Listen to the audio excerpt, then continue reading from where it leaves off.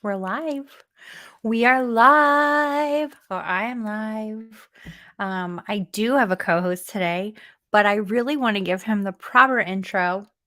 Before we do that, let's talk about results. Like, it was not the greatest of weeks, but if you remember, Adam had left us a little note in the show notes to remind you, if you're new to DFS, this would not be the week to jump in.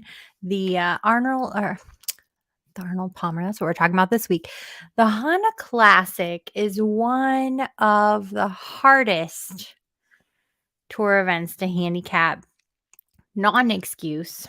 I will tell you, because I'm transparent, I gave 7 picks. Out of those 7, 4 of them made the cut.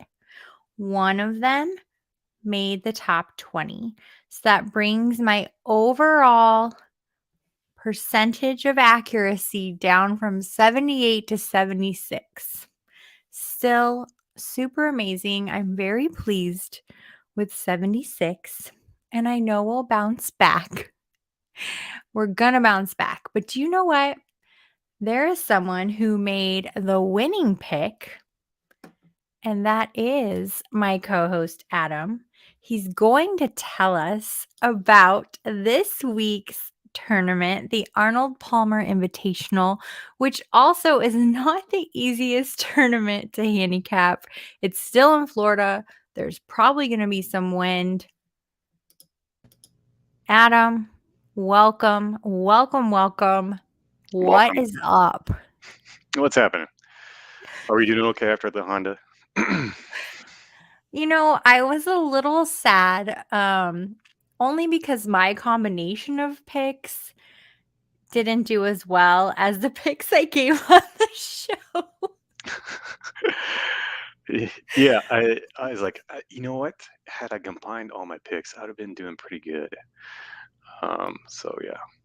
I mean, putting those together, it's exactly, what we tell other people to do. Here are your options. Create a build, because I can't be responsible for your entire build. I can't be responsible for mine. But take the data, weigh it, pick your favorites, do something.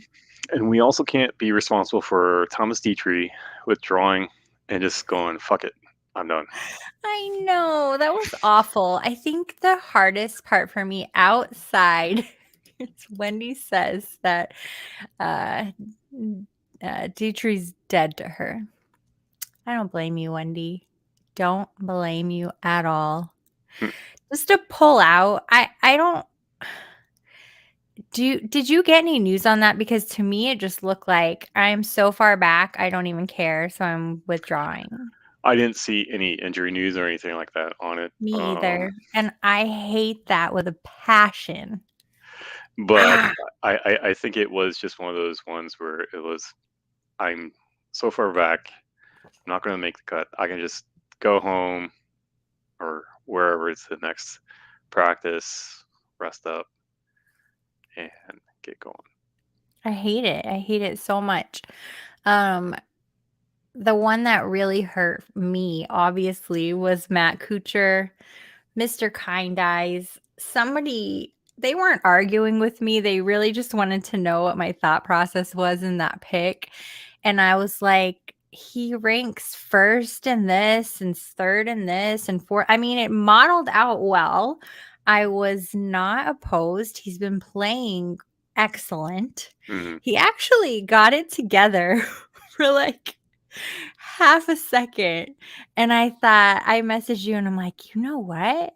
Like, he might actually make the cut. I think he was +3 on the 12th hole on moving day. And I'm like, this might happen, or it could. He went from There's faint 7 hope, to 3, +7 to +3. and those kind eyes gave you false hope. Oh, they did. Wendy, it gave me sad eyes too, because honestly, I did not expect that. I did not expect that. Nope. But new week, new happenings. I think I forgot to tweet that we're here, so I'm going to make sure I do that at some point because that's important. Um, we're live. This week, we're talking the Arnold Palmer Invitational again in Florida. Like I mentioned, again, probably going to be windy. It is a really good field. There are 2 events this week, but this is the one that we're focusing on because it has the better field. And why don't you tell us a little bit about this event? Yeah, so similar to the Honda Classic last week, this one is a little of a tough course. And when you first look at it, so I did a couple of flybys, through each of the holes. Uh, at first glance, you're like, this course looks easy. I don't see what all the fuss is about. But when you start thinking about from shot to shot to shot on how you're going to plan your shots, so like on number 8, it dog legs right, and you think you could possibly cut it short from the tee box to over.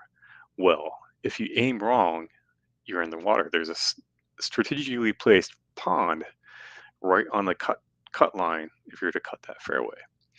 And then you have number 6, which is just goes around this lake in the middle of the course. So it is literally just a U-turn par 5 with a very skinny fairway.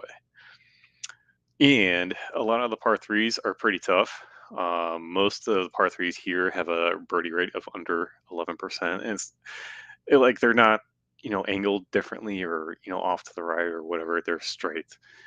They just have strategically placed bunkers that just make it hard to approach a lot of these holes. And if you're not used to shaping your shots a little bit, trying to get as close as you can to the pin, you're stuck scrambling and out of the sand. So, it's not a very long. It's an average course. It's at 7,300 yards. It's titch on the longer side, but I wouldn't say it's like um, at most the longest course that we've seen so far this year. Last year, if you're looking at it, the average score was almost +2 on each round. And then the average drive was about 285 yards, 286 yards.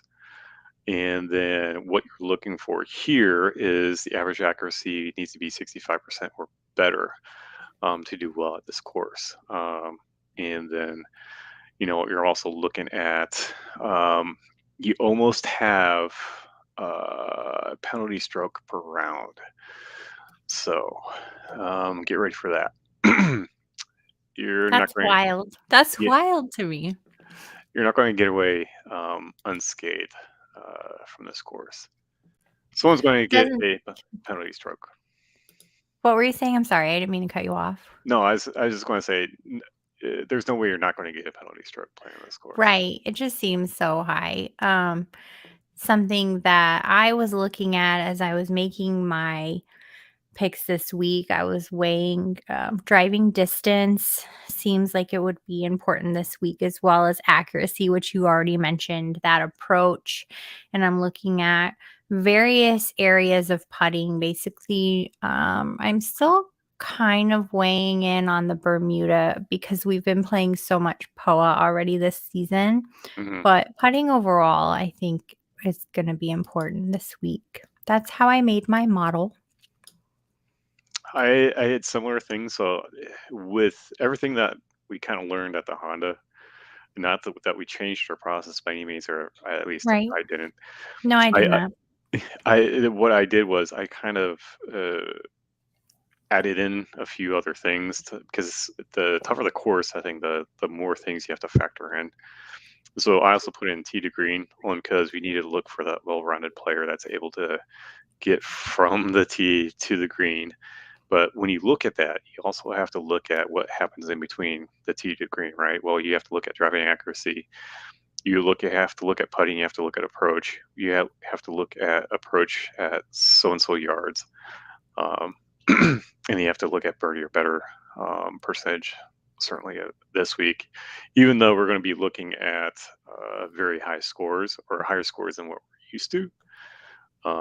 Last year, the winning score was -5, and the cut line, you know, is probably going to be +2. With the wins that we're expecting on Thursday to Friday, we might be looking at like a +3, +4 cut line. So Makes sense. Makes sense.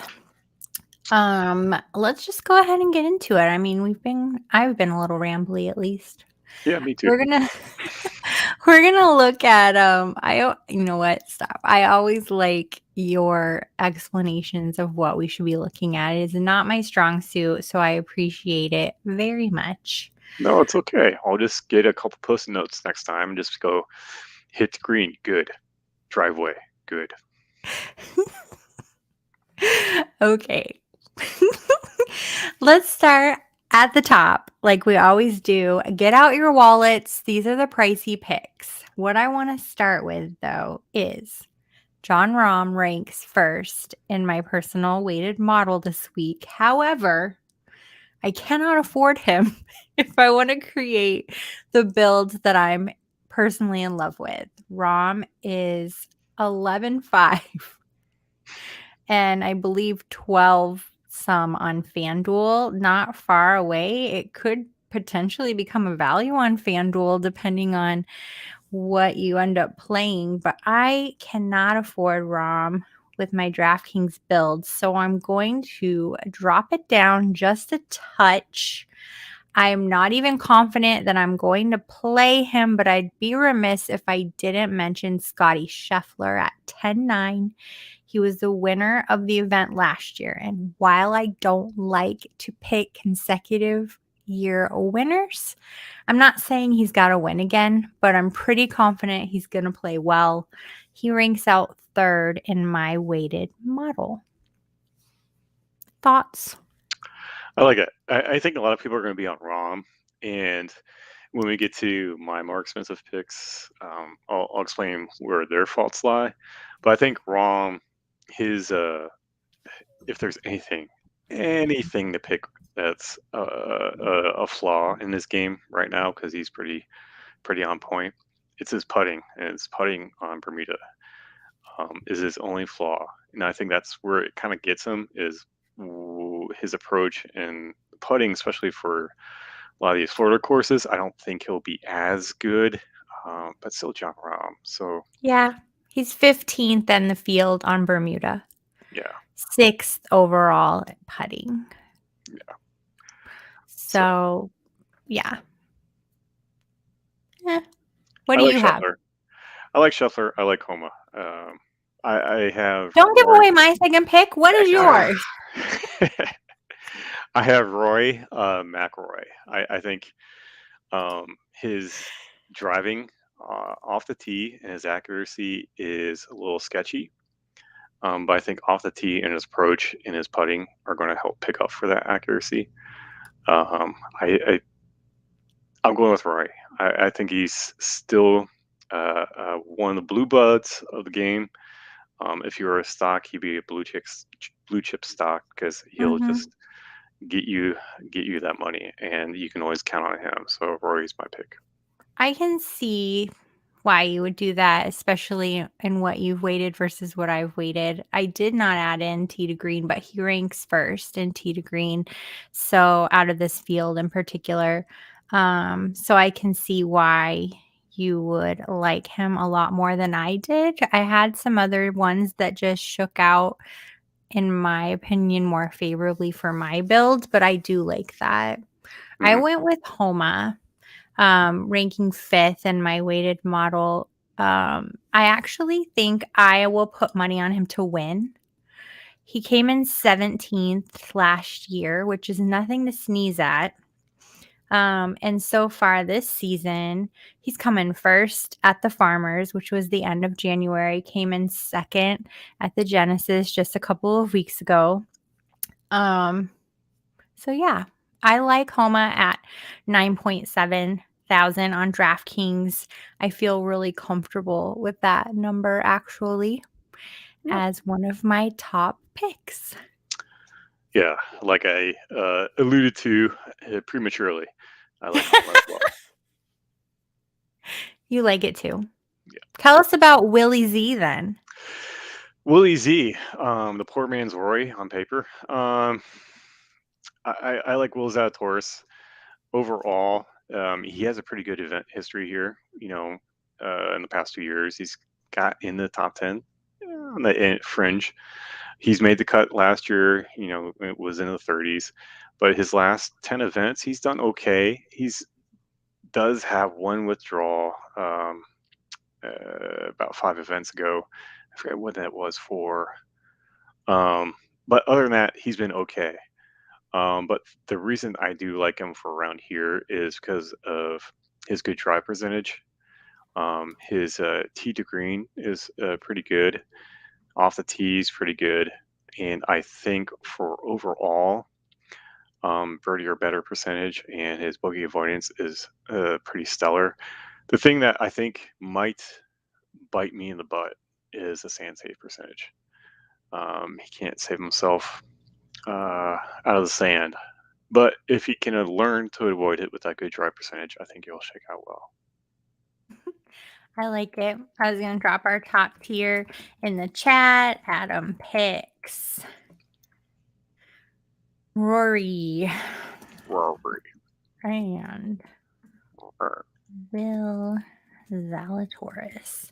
I actually had Will Zalatoris in my notes too as one of my first initial picks, and that came strictly out of course fit alone. So my mhm. first point of reference today happened to be course fit. If you watch the show regularly, you know that I take that pool and I bounce it off against several other references. This week I used 4 different references and kind of like filtered it down. So he was initially there. It was close. I like it. I like all of our top tier picks. Here's where I had a little trouble. It was in that middle spot. I like so many, especially in the low 8s or high 7s. I was like, I just want to choose them all. There's a lot going on there in the next 2 tiers. The one I love, which everybody seems to love when I'm doing some reading, is Tyrrell Hatton. And if you're not familiar with golf, if you're just new to the show and you're joining us, Tyrrell Hatton's not a name you're going to hear super often, but I really like him this week. He was second last year in this event, and he happens to rank second in my model. Fourth in total driving, first in fewest putts per round. And he putts very well within 3 feet, which we hope everybody would, but he ranks first in that as well, which is not the most substantial stat, but I happen to like that overall driving. He's up there, and I like those fewest putts. We don't want a lot of putts. We want there and out. So I like Tyrrell Hatton here, especially his event history. And I'll jump on one that I'm not giving a ton of data behind, and that's Keith Mitchell. You'll see his name everywhere. Super popular at 8K. I don't know how he would not be popular here. So I'm throwing out Mitchell as a bonus, but I have one more that I want to fawn over. But let me hear some of your middle tier picks. I actually had a problem trying to find a middle tier because I'm like, a lot of these lower tier guys have, I think, shake out better on this course than some of these middle tier guys. Mm-hmm. Um, so a couple of ones I'm looking at are Patrick Cantlay. Again, he's kind of a blue chipper that I think can make this course happen. Um, he's sometimes he's hit or miss for me sometimes, and like you either love him or hate him. But one thing that's going to, I think, really save him is his driving accuracy. His good drive percentage is almost 87%. Greens in regulation, great. His approach stats all are looking good. things where he sucks at, par three averages where he is either parring it or bogeying a par three. And like I said, a lot of these par threes are fairly tough, only in the sense that they're strategically placed bunkers and it's not the easiest approach shots. Um, but if everyone else is bogeying it, you're just not going to win there. His par five birdie or better percentage is stellar. Again, his sand save percentage is not. So, um, I'm hoping again, if his drive accuracy is pretty good, that he can shape those approach shots that he's good at and get in there and avoid those bunkers because that is his kryptonite, are those bunkers. Kryptonite. Yeah. Yeah. All right, I Yeah. don't know. I'm breaking out into song apparently. Jason Day. I cannot quit him. He's just so good this season. He is. And it's like the Jason Day of 5 years ago or so. When I was talking to somebody with these last few tournaments, I was like, it has to be turn back the clock time. Like Mhm. a lot of our picks that you'll be going over in a here in a few minutes. I'm like, it's hard not to. And there's one name that's not on here that I got to throw in at the end for another maybe WTF pick. But yeah, go on. Sorry. I see one of your picks is my WTF pick. Hmm. Yeah, Jason Day, playing amazing. He's had 3 outings in a row where he's finished in the top 10, and he has not finished worse than 18th so far this year. You cannot go wrong by playing Jason Day. You just can't. At Hmm. 8.5, I feel okay. I mean, he's creeping up there. I'm surprised it's not higher with as well as he's been playing, but I will take it at 8.5. Here's the other thing. When I was looking at FanDuel, I believe it's 10.5. And when it gets to be a difference of 2K or more, that's when I decide I'm actually not creating a build on FanDuel. I prefer it to be like 1,000, 1,500 difference.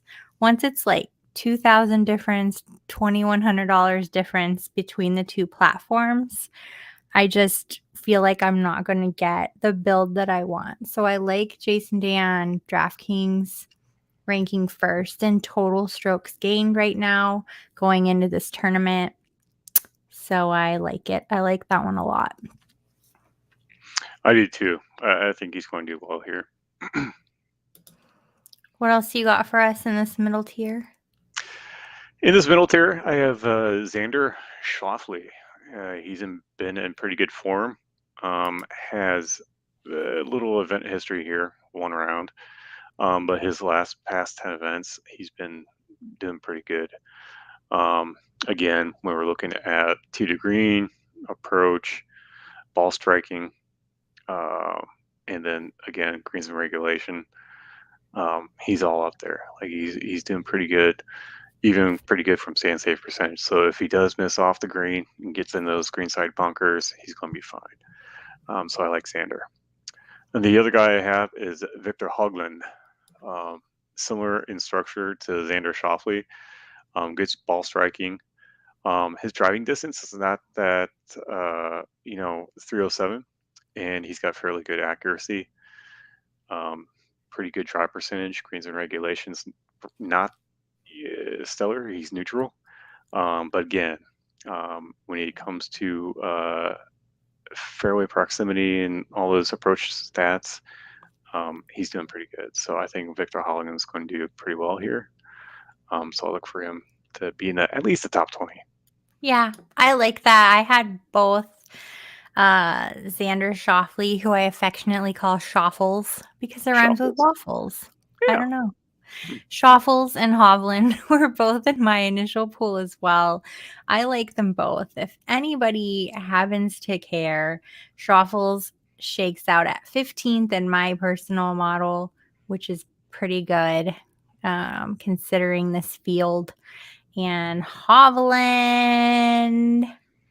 I don't know where he's at, 29th, but that's only because I probably should have taken Sand into account. He's pretty good out of the sand. That would have bumped him up a little bit higher for sure. And I've seen Hovland in a bunch of write-ups. I'm looking at our bottom tier with the little money we have left in our salary cap, 6 to 7-ish K. I don't know why I skipped straight from 6 to 7, then 8 to 9, and there's nothing in between. So my picks happen to be in the 7+ range. I was putting the list together, and I was like, do I put these here or do I put them here? Because she I has the felt range. that way. Ugh, ugh. I'm gonna have to fix that show sheet maybe. But we're talking those bottom level where you have enough usually left over to get somebody in the 7-point mids. Probably 2, depending on what your build looks like. So you have 4 people on here. Why don't you briefly give us a couple that you really, really love, or one you really love and one you can gloss through? Let's hear a couple. I went thrift store shopping in PGA picks today. So I'll go through pretty quickly here. So some of my 2 mainstay picks that have been here for the past couple weekends: Ben Griffin, and Robbie Shelton. Both of them have been pretty stellar and certainly played well last weekend in the Honda Classic when we had the same similar type course where water's in play. I wouldn't say almost every hole, but similar shaping your shots. So you have to think about next shot, next shot, next shot. Ben Griffin, Robbie Shelton with this win that's also going to be coming in. I think they'll be there. They're going to make the cut. They're going to get you some points. And they might even make the between 20 and 30, top 20, top 30. So I like those 2. The one that I really do like, I think he's on a tear, is Chris Kirk. I know he won last weekend, but his ball striking is just stellar at this point. When you start looking at golfers in kind of this tier, when they're on a trend, you kind of hope they stick on that hot streak for a little bit, but there is a cliff coming, and when that cliff comes, it is hard. So at 7.7, Chris Kirk, I think, is kind of a steal, especially for what he did last week. I mean, I agree. Chris Kirk, that's kind of disrespect. At 7.7 after Right? coming off of a win. I'm Two like, grand really? less. Come on. It's a little disrespect. Robbie Shelton, love that. Came in 21st last week, which kind of broke my heart because it wrecked my stats that I personally keep a bit. Made the cut, but I also like to know who made the top 20. And when you come in 21st, come on now. Little disappointing for me, but I enjoyed that. I am gonna go with 2, like you mentioned, players that we haven't seen in a few years that are kind of having a little bit of a comeback of sorts. A renaissance, yeah. Ricky Fowler, ew. Ew, Adam. I told you last time, if the science is there, you go with the Puma. Ricky Fowler, he is modeling out fairly well at 16th, as well as my next pick, Tommy Fleetwood. They tied ranking 16th in my model, which is so rare because this is a mathematical model where I pick 4 stats about the course and they mixed and matched in such a way that they both rank 16th. They cost fairly close to the same salary, 7.7 for Fowler, 7.5 for Fleetwood. Fleetwood is kind of under the radar player, whereas Fowler has been getting some limelight this season. It's hard not to, as brightly as his clothing is. Let me give you a little Stars bit gotta shine, baby. little bit of rostership here. Fleetwood's in the safe zone, probably going to end up around 9% ownership if that's something that you take into consideration. I've been practicing rostership. My apologies. Fowler about the same. Will probably end up around 9% rostership, maybe a little more. And to give you some guidelines, I wouldn't start worrying until if you look at rostership, meaning how many other players in your contest are playing the same players. I wouldn't start worrying until about 15% rostership and looking at this field. So right there in the middle, I think you're in a safe spot. And when I say worry, that doesn't mean you can't play any of these top players. Obviously, you're going to play the top players because you want to make points. That's the whole premise of this DFS game, is to score points. And the majority of people are going to be high on the top players. That is science.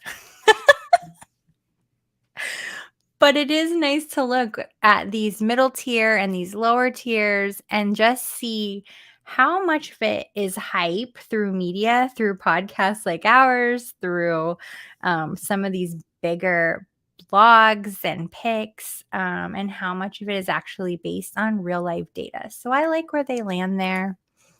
You have a fourth pick in your bottom tier.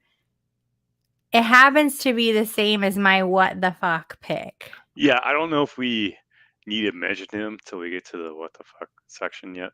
Well, we're But there. We are there, we're sir. there. Yeah, go ahead. We are there. One person Adam was going to throw in there as one of his bottom of the barrels. I am fine with that. I actually was like, I'm torn between making him my what the fuck pick and actually listing him, because when's the last time you've ever played Tom Hoagie? It's been a heck of a while, I'll tell you that. Tom Hoagie, 7.3. And believe it or not, I had to look this up a couple times. Tom Hoagie has the best approach in this field. New to golf, that means he's hit his tee shot and now he's approaching the green. Best in this entire field with John Rahm, with Hovland, with Homa, with Scotty Scheffler, with all these names. Tom Hoagie, best approach in the field, lacks distance. So I think that's where he makes it up, though. He's not going to hit it as far, but he's going to make it up on the approach on his second shot. But like we discussed earlier, the average drive was 286 yards. I don't think you're going to be, the way a lot of this course plays, especially in a lot of these par fives where they bend quite a bit, you're not going to be hitting the ball pretty. That's straight. true. That is true. It's just he's like really short, but that's okay.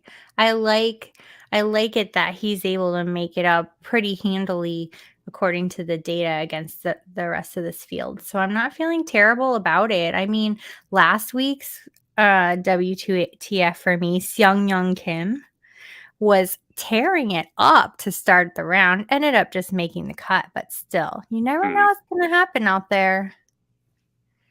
Who do you have for us? This is a surprising name for a WTF pick. It is. And I was like, do I need to get more W? Do I need to get more F? Like, so my WTF pick is Tom Kim. And you're like, well, Tom Kim is pretty expensive. He's middle tier. And you're like, well, yeah, but you know what? Not a lot of people are on his radar. And I think for the most part, he's going to do fairly well. He has no history here, and that's probably why it's a WT effect. No history. His past two events have been okay. Nothing to write home about. But if we're looking at the stats that we talked about earlier, he shakes out great. Like tee to green, he's awesome. He's gaining strokes here on approach. He's gaining strokes around the green. He's not long off a driving distance, and I think that's where we do want to look at driving distance. But for me, only because the way this course shapes, um, I don't think it's a bomber's course, even though I think a lot of people are saying, "Oh, we need to do driving distance." His driving accuracy is like 60, 68%, and we talked about earlier, he's be 65 better. Good drive percentage. I think he's going to do well. And par three average, it's below 3, so that means he birdies most of the time. So I think he's going to do well here. I like it. I meant to put in some props this week, as I've been giving a few each week. The one I managed to really get in there was Jason Day for top 20, but I would actually think that based on the odds, having the last 3 finishes in the top 10, I'd say he's safe for top 10 in this field as well. So I like J Day for sure, top 20. Let's go with top 10. And I already mentioned that I'm going to play Homa to win. So that's my big take away today. Do you have anything you're willing to share, that if you're doing any props, anything you feel sure about?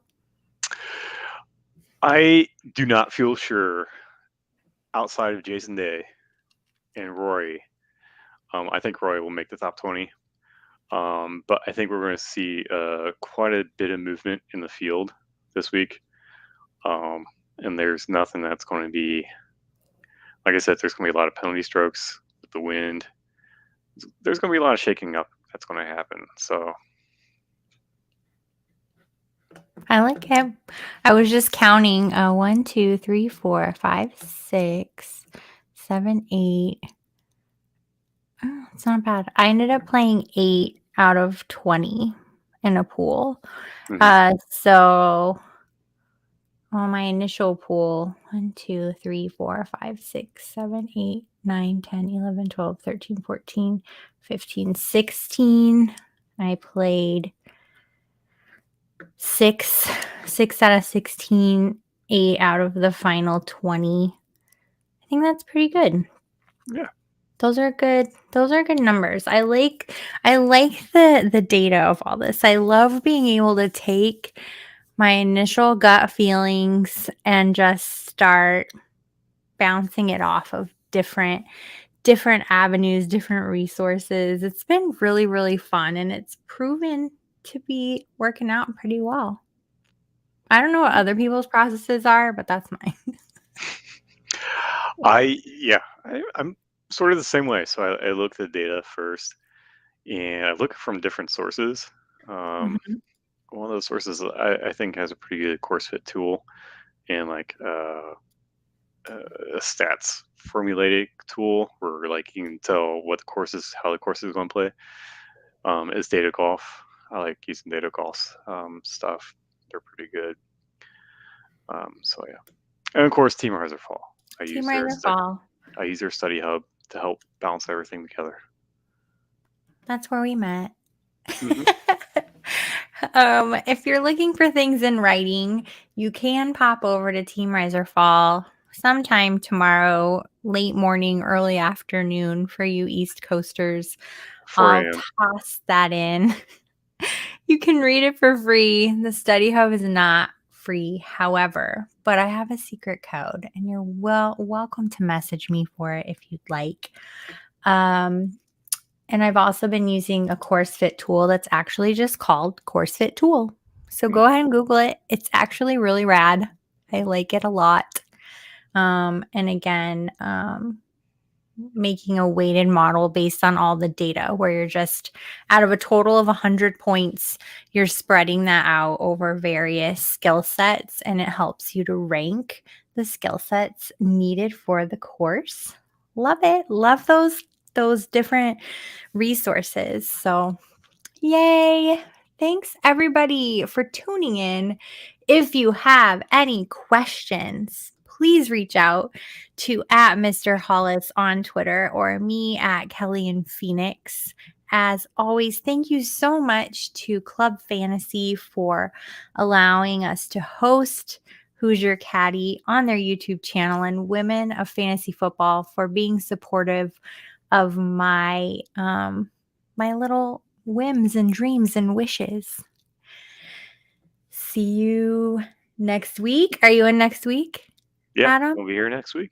All right. See you guys next week. Awkward wave